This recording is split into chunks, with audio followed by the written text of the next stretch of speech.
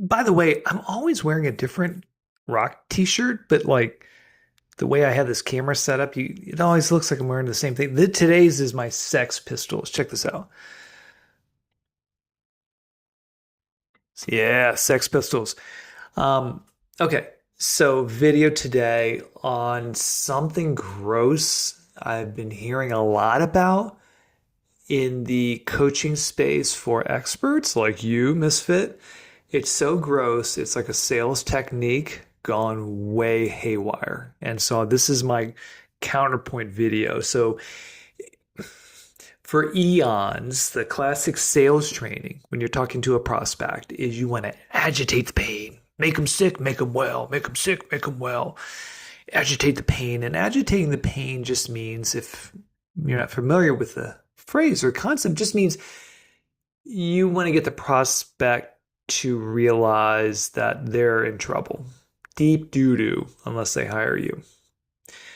And so you're always looking for ways when you agitate the pain to probe, like, well, if you don't make this change, your life is going to suck. Or if you don't hire me today, you might as well just forget about whatever goal life they want. That's agitating the pain. The new add-on to this from some of the gurus out there is you don't want to just agitate the pain, you want to bury the customer in pain. Like you want to take the agitating and go like tenfold. I think that's garbage. And a couple of reasons why. First off, just purely, I would never want to be in such a sales encounter on the other side of the desk. I've had salespeople try to sell me using these techniques, and I just bristle. Like I just push back instantly. I don't like manipulation. Who does, right? But I really don't. And B, I do this for a living. I see you coming a mile away, you friggin' idiot. I know, I know that open-ended question with your long pause and dramatic. I know what you're doing. Just quit. The main reason, the important reason why I don't recommend burying people with pain, agitating the pain, all of that crap per se, and I'll explain to you a better alternative, is because a good friend of mine who is part of the Misfit crew member lineup, his name is Trevor Bragdon. He is a persuasion expert. He helps, wonderful foundations and nonprofits to raise money, going to donors, 7-figure contracts, all this stuff. He's great. He goes all around the country and teaches on persuasion, but he teaches ethical persuasion. He teaches very a polished, positive version of it. And he said to me once, he said, Stephen, I don't really push in a sales meeting for a customer or client to hire me, because if I have to push that hard and they say yes, it's a grind. They come in kicking and screaming. They're not really motivated. It just never works out. So he's like, I do my part. I provide the information. He has a very good persuasive way of selling. But he's like, I never push too hard, because if you're going to want to work with me, you're going to want to work with me. I don't need to push you into it.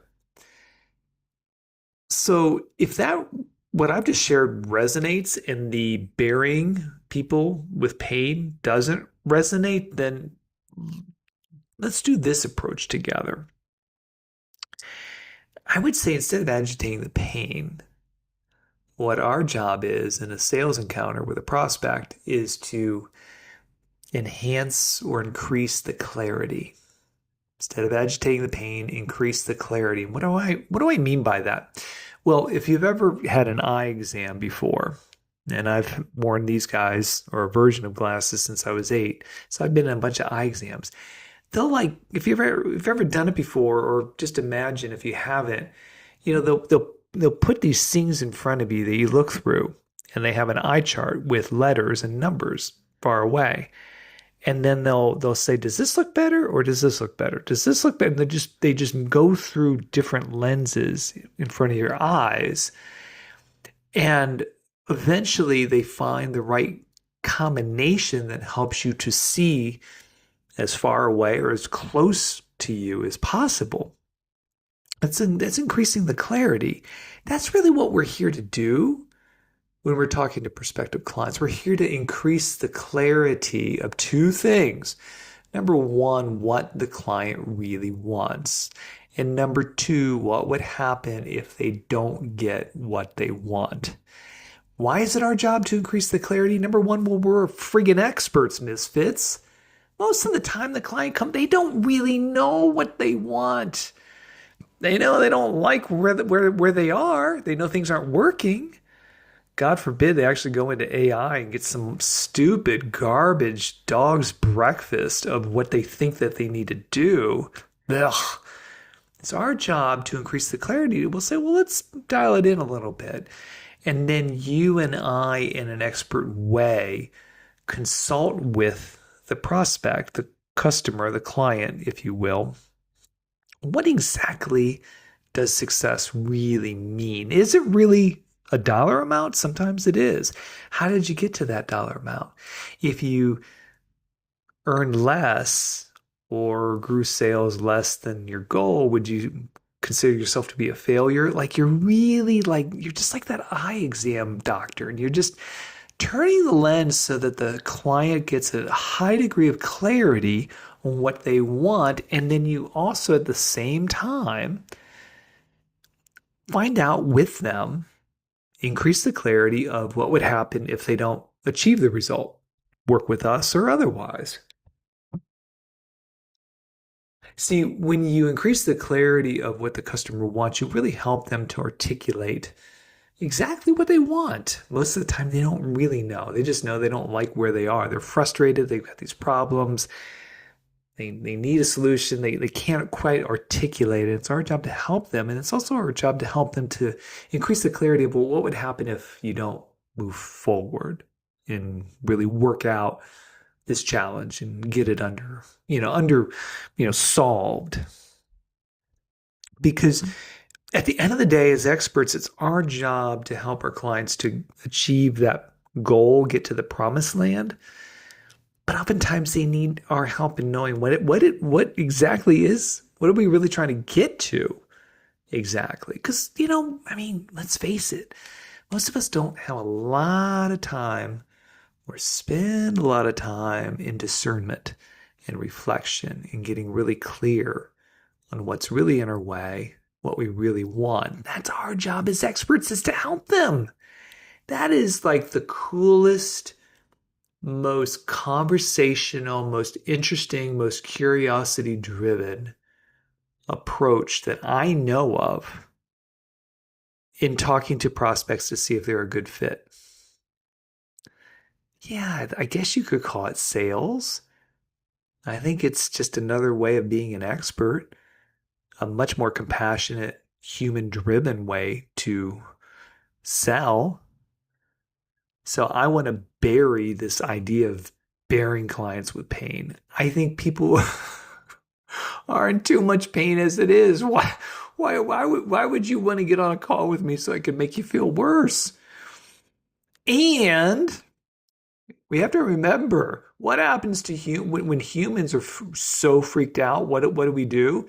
We fight, we flee, or we freeze, right? The 3 F's. And if you try to bury your customer in pain, you're going to agitate one of those 3 conditions. They're going to either fight you back, say, get out of here, bozo, like I would when I've been in that role, or they'll flee, they'll ghost you because you've created so much stress in them, agitated it so much that they just run away, or they freeze. They don't do anything. And candidly, about 60% of sales today don't go anywhere because customers are frozen because they're too scared. They don't want to screw up. So it's called omission bias. It's a mental heuristic. It's like, if I don't do anything about it, I probably won't get dinged by the boss, at least for a long time, if ever. So that's my invitation to you. Don't bury your customers in pain. help to increase the clarity. Just imagine you're like that eye doctor. Just, well, what does this look like? And is this really what you're looking for? And does this feel like the right outcome at the end of the day? And, you know, what if you didn't achieve the goal? What if you just let it ride? Like, what would that look like? Like, let's get really clear on these things. And when you do that, Misfit, you're a category of one.